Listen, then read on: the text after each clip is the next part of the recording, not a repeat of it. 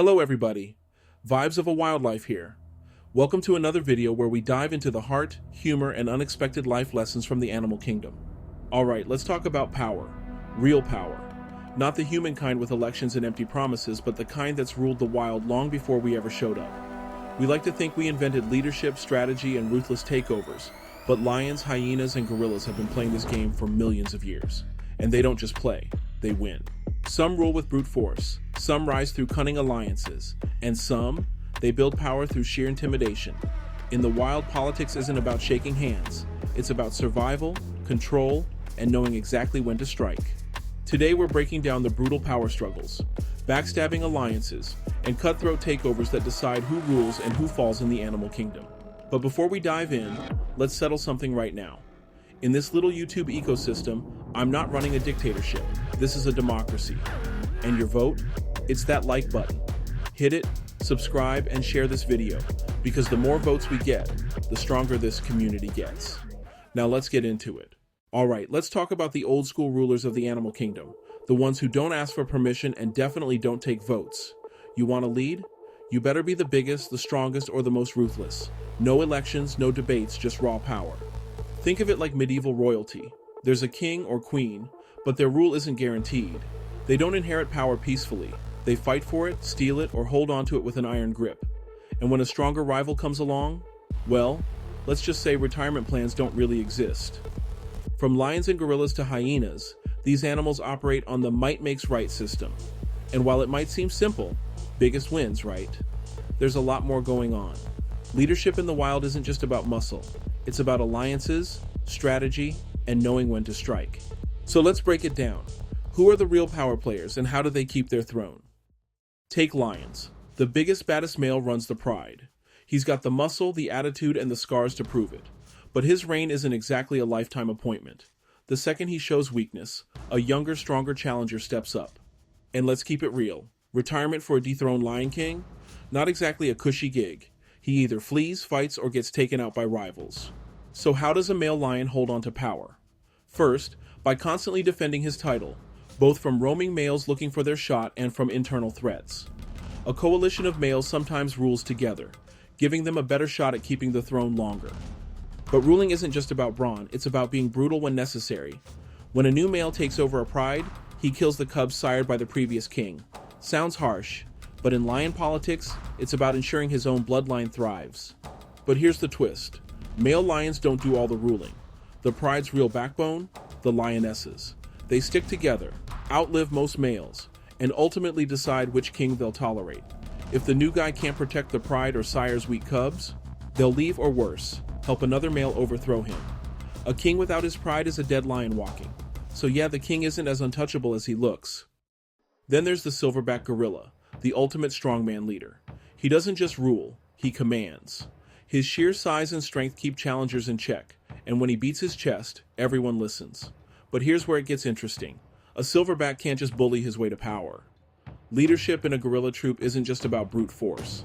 It's about protection, trust, and social strategy. A good silverback keeps his group safe, fed, and organized. He's the peacekeeper, breaking up fights and stopping younger males from getting too ambitious. And when danger approaches, he's the first one to charge in. His presence alone deters predators like leopards. And if a rival troop tries to take over, he's the one standing between his family and a hostile takeover. But strength alone isn't enough. If he's too aggressive or loses the female's trust, they leave. And a silverback without a group might as well hand in his resignation, because in the gorilla world, you're only as powerful as your support system. And let's not forget about the blackbacks, young males waiting in the wings. They don't just sit around hoping for their turn, they plot. If a silverback gets old or weak, blackbacks might team up to challenge him.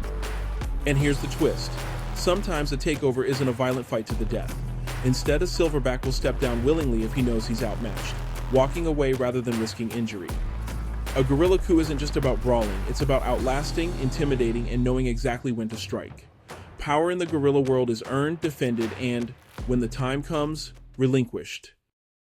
And if you think power struggles are just for the guys, let me introduce you to hyenas.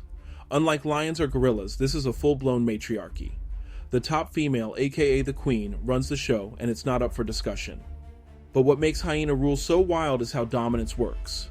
In hyena society, females are bigger, stronger, and more aggressive than males. Dominance isn't just about fighting, it's inherited.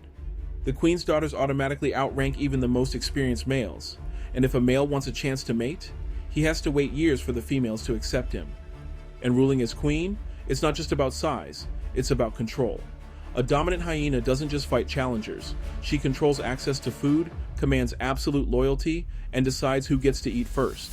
When a fresh kill is made, she and her inner circle eat first, while lower-ranked members wait their turn, if they get a turn at all.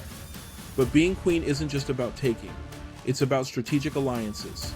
The smartest hyena rulers build strong bonds with key supporters, ensuring they have a loyal defense if rivals try to take them down. But here's the thing, if she shows weakness, loses allies, or makes too many enemies, the lower-ranking females won't hesitate to team up and overthrow her. Here's a fun fact. Hyena society is built on alliances and brutal politics. Lower-ranking females don't just suffer in silence. They form coalitions, manipulate relationships, and slowly rise through the ranks. It's basically Game of Thrones, but with stronger jaws and a way scarier laugh. In these societies, leadership isn't a debate, it's a battle. There's no campaign trail, no peaceful transfer of power. You either take control and keep it, or you get steamrolled by the next contender. Strength, intimidation, and strategy separate the rulers from the ruled. Lions? Power's a temporary privilege. A male fights his way to the top, but the second he slows down, a younger, stronger lion steps in to finish the job. And stepping down isn't an option. He either defends his throne or loses everything. His pride, his cubs, and most likely, his life. Sound ruthless? It is. But it's also how the strongest genes survive. No lion king rules forever. Gorillas? A silverback doesn't just rely on brute strength, he's also a master politician. He keeps his troop in check, breaks up fights, and ensures loyalty. If the females trust him, he stays in power. But the second they lose faith, they leave. And a silverback without a troop is as good as finished. That's the wild version of a political scandal. Lose your support, lose your seat. Hyenas? Now this is where things get really messy. Unlike lions or gorillas, hyena power runs through the queens. The top female controls the clan with an iron jaw. And she doesn't just rule through muscle, she plays the long game. She builds alliances, rewards loyalty, and makes sure her daughters inherit power. But if she shows weakness, lower-ranked females gang up and overthrow her.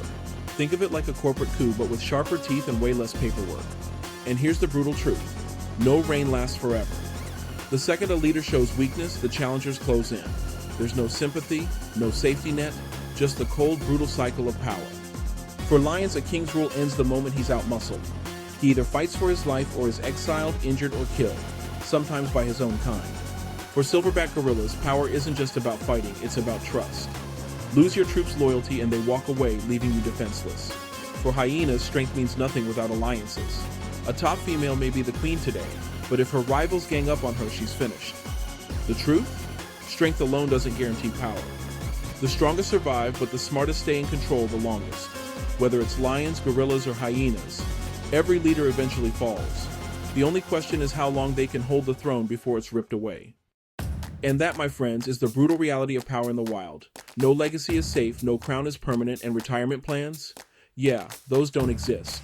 Whether you rule with claws, muscle, or mind games, one truth remains. The second you slip, someone's right there to take your place. But hey, that's nature.